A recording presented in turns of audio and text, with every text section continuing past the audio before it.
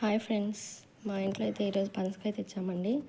So ఇదైతే cut చేయడం చాలా కష్టం అవుతుందండి, ఎందుకంటే అది జిగురు అదంతా అంటుకుంటుంది. సో దీన్ని మనం కట్ చేయాలంటే ఆయిల్ అనేది చేతికి కానీ నైఫ్ కానీ రెండింటికి రాసుకొని దాన్ని కట్ చేసుకుంటూ క్లీన్ చేసుకుంటూ కట్ చేయాలి.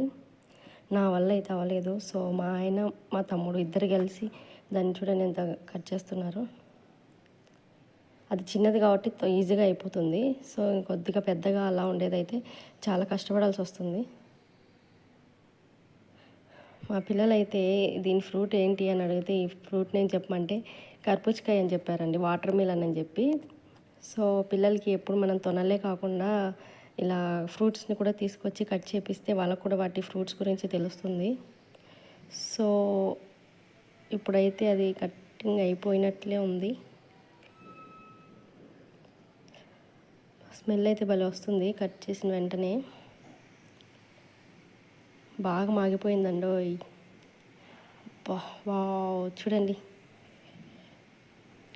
నాకైతే ఈ ఫ్రూట్ అంటే చాలా ఇష్టం అండి. చాలా జాగ్రత్తగా కట్ చేయాలి, లేకపోతే జిగురు వల్ల చేయి తెగే అవకాశం కూడా ఉంటుంది. సో చూడండి, 70 వరకు వచ్చాయండి పనస్తోనలు అయితే.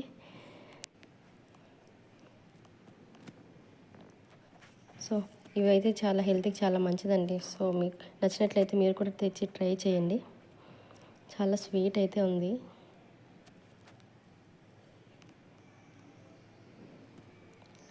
నేను ఈ సీడ్స్తో కర్రీ కూడా చేసి ఒకసారి మీకు వీడియో పెడతాను, ట్రై చేయండి. చూడండి ఎన్ని వచ్చాయో, మొత్తం 70 వరకు అయితే వచ్చాయండి.